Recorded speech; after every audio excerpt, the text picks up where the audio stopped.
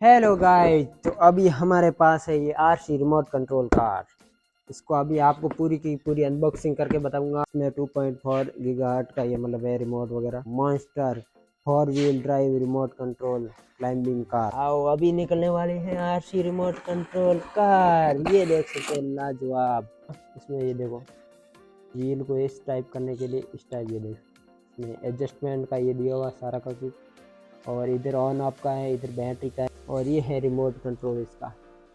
इससे आगे पीछे होती है ये आरसी कार, और इस दाएं बाएं इस टाइप से इस रिंग से घूमती। इसको खोला और इस बैटरी को इधर जॉइंट कर दिया, इसको वापस से लगा दिया है। ये देखो, ये ऑन हुआ तो ये लाइट लग रही है बहुत। इस रिमोट कंट्रोल के नीचे भी ये सेल लगाने पड़ते हैं, 3 सेल लगते हैं इसमें। इसको वापस से इधर, ये अपना कनेक्ट हो चुका है।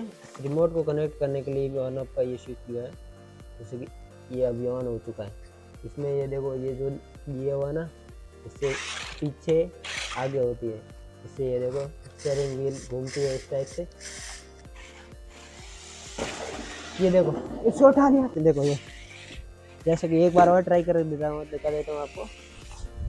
अब ये देखो, इसको नीचे ले लेंगे। हाँ, इसको इधर रखा। बहुत ही ताकतवर है गाड़ी। हाँ, ये देखो,